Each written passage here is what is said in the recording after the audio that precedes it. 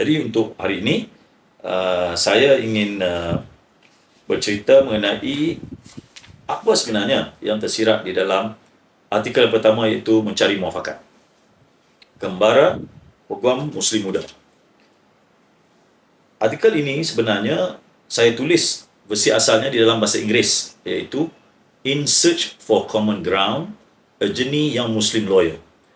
Artikel ini sebenarnya saya tulis ketika mana saya menjalani program fellowship di Washington DC yang menceritakan bagaimana seorang anak muda yang datang daripada kampung yang mana tidak mempunyai apa-apa cita-cita yang besar, hanya sekadar memenuhi kehendak ibu bapa, terutama ayahnya yang mengatakan bahawa kamu perlu pergi ke sekolah agama dan perlu menyambungkan pelajaran di bidang agama. Jadi ketika mana saya tamat pelajaran di Universiti Islam, di Kolej Islam Kelang, saya perlu membuat pilihan ke universiti mana yang patut saya menyambung pelajaran. Jadi ketika itu ayah saya hanya berkata, ayah tak harap apa-apa, kamu pergi belajar, pulang mengajar di masjid. Jadi ketika itu saya tidak ada pilihan. Jadi teman-teman berkata, Yusmadi, jom ke UIA, iaitu Universiti Islam Antarabangsa. Jadi saya terus ke Universiti Islam dan Alhamdulillah dapat diterima masuk ke program undang-undang. Dari kacamata keluarga saya telah memenuhi harapan mereka, iaitu ke Universiti Islam menyambung pelajaran di bidang agama. Tetapi saya beruntung kerana di Universiti Islam itu saya dapat belajar dua-dua. Maksudnya kalau saya rajin, saya akan tamat mendapat lulusan Bachelor Undang-Undang, itu LLB, yang mana melayakkan saya untuk menjadi penggembala dan pengacara di Malaysia. Dan saya juga akan mendapat peluang sekiranya saya berjaya untuk mendapat kelulusan Bachelor of Law ataupun sarjana undang-undang syariah juga. Cuma saya tak serajin seperti ramai kawan saya yang lain. Jadi saya hanya menamatkan pelajaran saya untuk Bachelor Undang-Undang, iaitu LLB. Jadi selepas itu saya terus buat latihan guaman di salah satu pejabat guaman paling besar di Malaysia dan beramal. Tetapi yang menarik mengenai artikel mencari muafakat ini ialah ia menceritakan bagaimana saya ketika mana di universiti mendapati seolah-olah semua permasalahan masyarakat ni, baik isu antara agama, baik isu hak asasi manusia, semuanya sudah beres.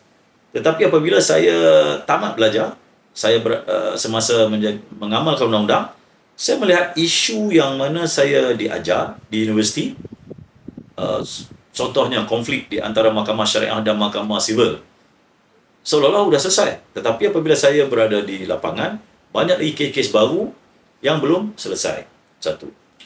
Yang kedua, dalam konteks mencari muafakat juga, Gembara Peguam Muslim Muda ini, saya diberi peluang secara tidak sengaja oleh Kedutaan Amerika untuk menyertai satu program, dia panggil International Visitors Leadership Program ketika tahun 2004 untuk tema hak asasi manusia serantau. Jadi ketika tahun 2004 itu, mungkin pada pandangan saya kerja-kerja saya dalam hal ehwal Biro Bantang Guaman, membela kes-kes yang berkepentingan awam, KL Maunah dan sebagainya itu berjaya mencuri perhatian Kedutaan Amerika yang cadangkan nama saya untuk program itu. Jadi 2004 ketika mana saya ke Amerika, saya telah diberi peluang ke tempat-tempat yang aliran dengan tema program saya itu, iaitu Human Rights, Regional Human Rights Advocacy. Saya bersama, saya ingat lagi, saudara Dr. Hafiz Abbas, iaitu Ketua Hak Ehwal Hak Asasi Manusia di Indonesia ketika di bawah kepimpinan Presiden Habibie. Saya juga bersama dengan, saya ingat lagi teman saya, saudara Razak Samadi. Dia ialah antara orang kanan Hamid Karzai daripada Afghanistan. Saya ingat lagi ada seorang tokoh hak asasi manusia daripada Afrika, kalau tak salah saya Nigeria, iaitu Rahmah Momodu. Dan ada dua lagi yang saya tak ingat, tapi kami dalam satu kelompok yang kecil, kurang lebih dalam 5 atau 6 orang, kami telah diberi peluang ke bermula di Washington DC dan seterusnya ke Atlanta, ke Ohio, ke Cincinnati, dan sehinggalah terakhirnya di New York, di Manhattan. Yang menariknya, sepanjang perjalanan saya itu, saya dapat belajar perkara baru, contohnya di Ohio, di Cincinnati. Saya di sana ialah selepas beberapa mungkin hari atau minggu berlakunya satu demonstrasi, satu riots melibatkan kaum kulit putih dan kulit hitam. Jadi saya terfikir, saya pergi tahun 2004. So, tapi perkara yang saya dapat belajar ialah perkara seolah-olah ketikanya bermulanya Civil Rights Movement, Martin Luther King dan sebagainya. Jadi selepas itu saya ke Atlanta, ke Martin Luther King Center. Satu lagi perkara yang menarik perhatian saya ialah terdapatnya statue ataupun patung Mahatma Gandhi yang besar di depan Memorial Martin Luther King. So, saya terpesona kerana kenapa orang daripada Asia seperti Gandhi ini kita itu diraikan dengan sebegitu rupa oleh seorang tokoh hak asasi manusia ataupun civil rights fighter yang terkemuka, Dr. Martin Luther King, dengan sangat hebat. Jadi barulah saya tahu bahawa rupa-rupanya Martin Luther King mendapat inspirasi daripada gerakan Satyagraha ataupun non-violence movement yang telah dimulakan oleh Mahatma Gandhi. Dan perkara itulah yang Martin Luther King mulakan dan amalkan ketika mana mengetuai gerakan civil rights movement di Amerika. Selepas Atlanta, ialah ke CNN, ke tempat-tempat yang lain juga. Yang menarik perhatian saya ialah ketika beberapa hari terakhir saya di New York, di Manhattan. Ketika itu saya ditemukan beberapa tokoh yang mana terlibat di dalam program membangunkan semula New York ketika mana New York dilanda musibah pengeboman September 11. Jadi September 11, seingat saya tahun 2001. Saya pergi 2004, 3 tahun atau 2 tahun lebih selepas kejadian tersebut. Jadi saya sempat ke Ground Zero, saya sempat bertemu dengan aktivis-aktivis yang secara sukarela membantu, dan sehinggalah saya sempat melihat bagaimana Ground Zero itu nak dibangunkan semula. Yang menariknya ialah ketika mana saya tinggal di sebuah hotel, saya ingat di Crown Plaza, di depan bangunan Bangsa-Bangsa Bersatu. Ketika itu, tidak jauh daripada hotel itu adanya konsulat Israel. Jadi, kebetulan hari itu adalah hari Jumaat. Saya lihat beberapa agak ramai, beratus orang demonstrasi di depan konsulat Israel. Jadi saya pun cuba ambil tahu siapa mereka. Dan saya dapat tahu bahawa mereka ini ialah satu kelompok Israel yang dikatakan ortodok yang menentang pendudukan secara haram kaum Zionis Israel di Israel itu sendiri. So jadi saya masih kurang faham kenapa terdapatnya kelompok Yahudi yang ortodok yang tidak bersetuju dengan kelompok Yahudi Zionis. Jadi ketika itulah pengalaman saya pertama bahawa di dalam kaum Yahudi ini pun terdapat kelompok-kelompok yang berbeza.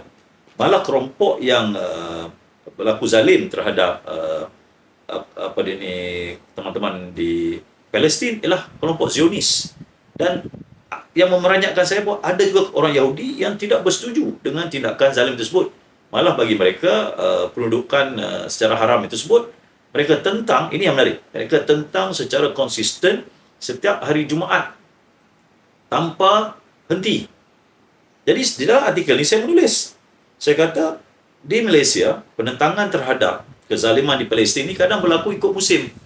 Malah parti-parti politik, parti yang aliran agama, parti aliran bangsa pun memperjuangkan isu tersebut secara bermusim. Tetapi mereka ini lebih konsisten. So, saya katakan mereka mungkin lebih ikhlas. Jadi, saya belajar benda baru. Berbalik kepada peristiwa yang saya lihat di depan konsulat Israel tersebut, ia membuatkan saya berfikir jauh. Kerana ada yang mengatakan dulu ketika mana saya di Kolej Islam, di Universiti Islam, saya diajar bahawa ayat Quran yang mengatakan bahawa tidak akan redha kaum Yahudi tersebut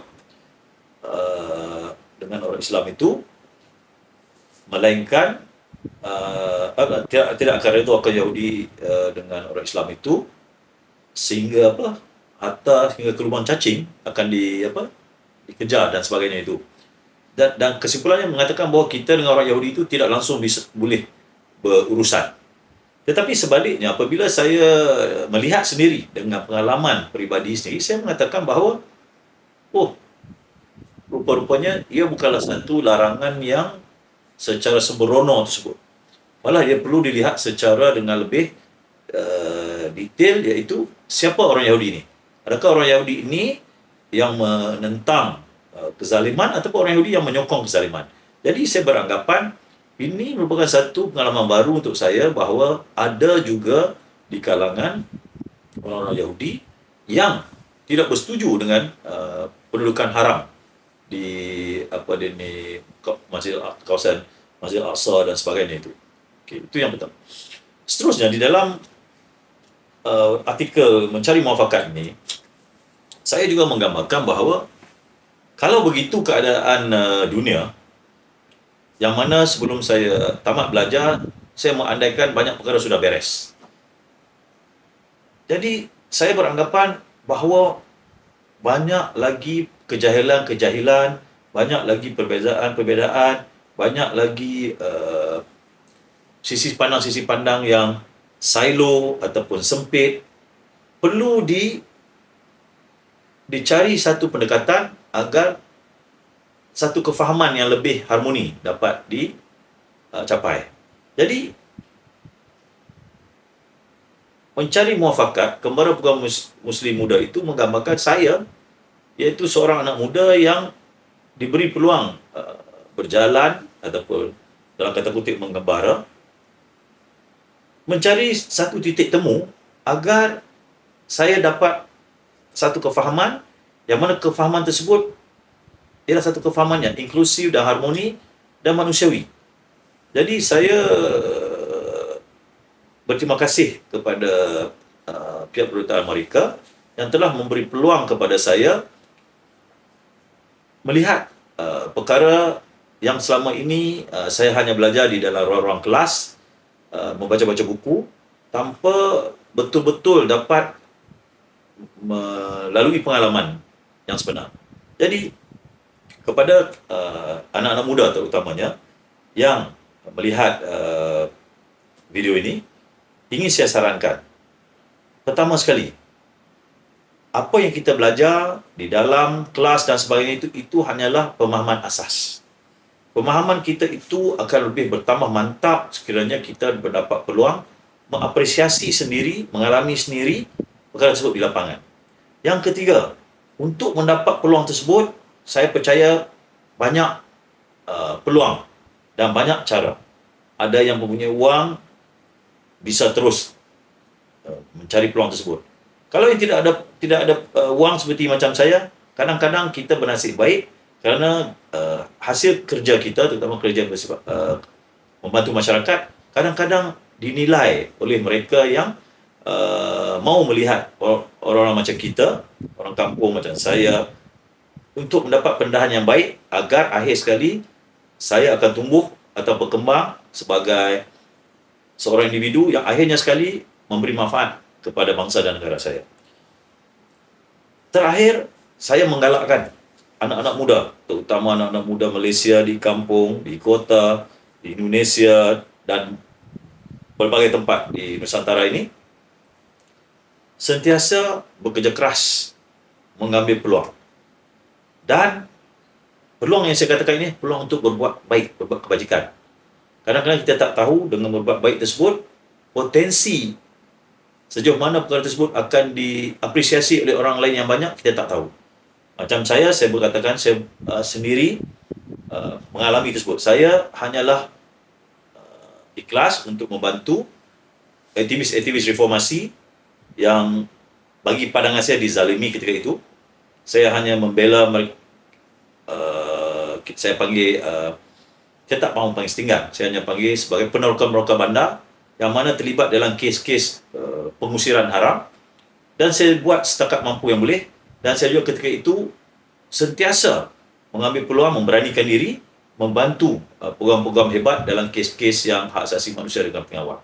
Jadi untuk kawan-kawan yang mendengar, ambil kesempatan ini. InsyaAllah, we do our best, God will do the rest. Assalamualaikum warahmatullahi wabarakatuh. Dan saya akan sambungkan cerita lagi, lelaki di sebalik pulau ini, untuk siri-siri yang seterusnya.